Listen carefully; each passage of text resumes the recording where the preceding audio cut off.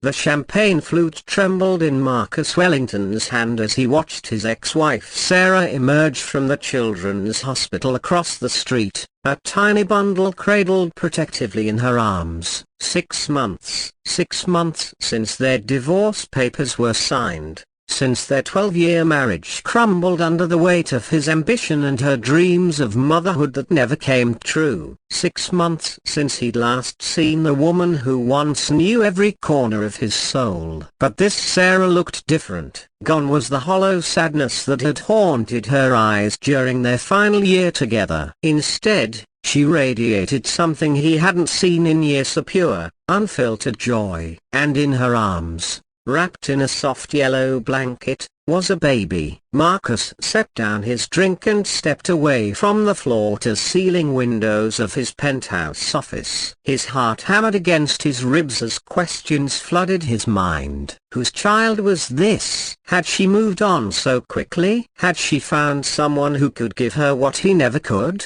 "Cancel my 3 o'clock," he barked to his assistant through the intercom, his voice rougher than intended. "I need to make a call." Within an hour, Marcus had deployed his most discreet private investigator. "I want every detail about this child," he told him, surprised by the desperation in his own voice. "When it was born, where, who the father, I saw everything." But as the days passed and no information surfaced, Marcus found himself doing something he hadn't done in years: leaving work early. He drove past the small house they'd once shared, the one Sarah had kept in the divorce settlement. He saw her in the garden, the baby sleeping peacefully in a carrier beside her as she tended to the roses she'd planted during their 2nd year of marriage.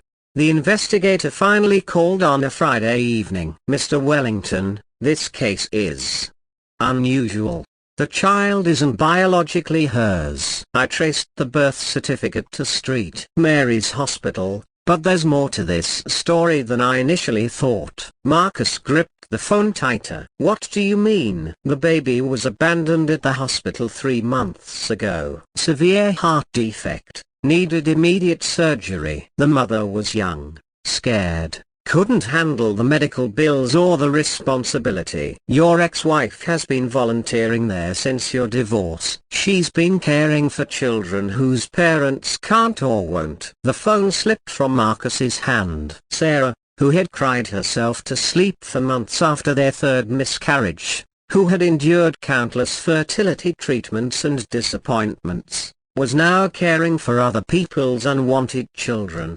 "There's more, sir," the investigator continued when Marcus picked up the phone. "She's in the process of adopting this particular child, a little Emma. The medical bills are substantial, and she's used most of her divorce settlement to pay for the surgery and care." That weekend, Marcus found himself standing outside the children's hospital, bouquet of white roses in hand, a Sarah's favorite. He'd rehearsed a dozen different speeches, but when she emerged from the automatic doors, baby Emma cooing softly in her arms, all words abandoned him.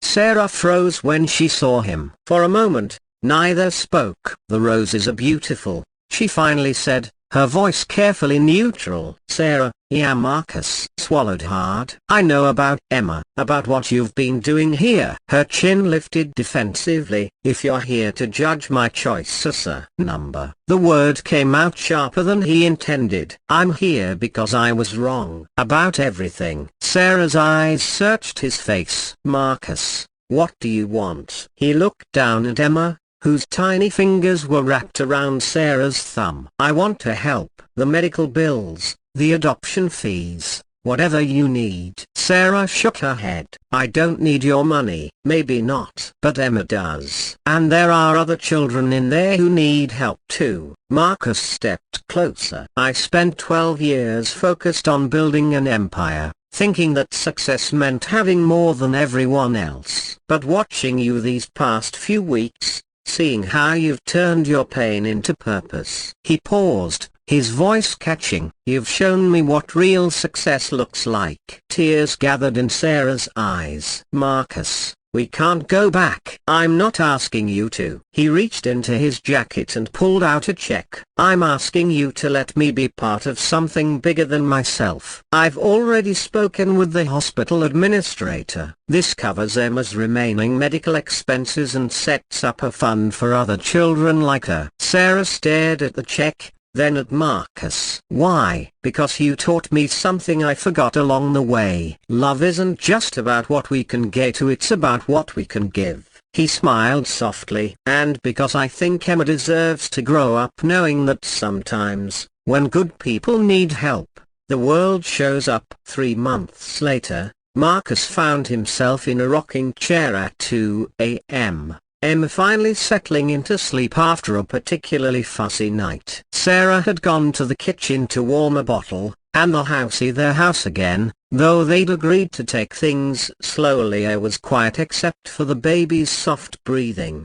She's going to be spoiled, Sarah whispered from the doorway, watching him with Emma. Marcus looked up at his ex-wife. No, his partner in this unexpected journey. By love? I hope so. Sarah settled into the chair beside him. The hospital called today. 2 more babies were brought in this week. Both need homes. Marcus felt his heart expand. We'll figure it out. We? He reached for her hand. If you'll have me. Not as your husband or not yet. But as your partner in this. I want to help you build something beautiful, Sarah. Something that matters. Emma stirred in his arms, and Marcus felt a profound shift in his understanding of legacy. His company would outlast him, but this love they were creating, these children they were saving, this would ripple through generations.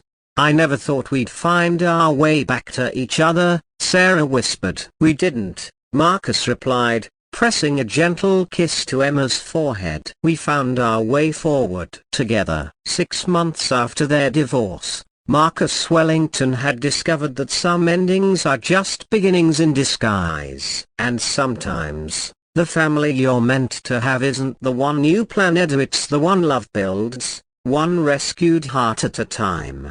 Outside, snow began to fall, blanketing their little house in pristine white. Inside, 3 hearts that had found each other against all odds settled into the rhythm of love that asks nothing and gives everything. Emma's soft breathing filled the silence, a promise that tomorrow would bring new opportunities to choose kindness over comfort, service over success, and love over everything else that once seemed important but never really was.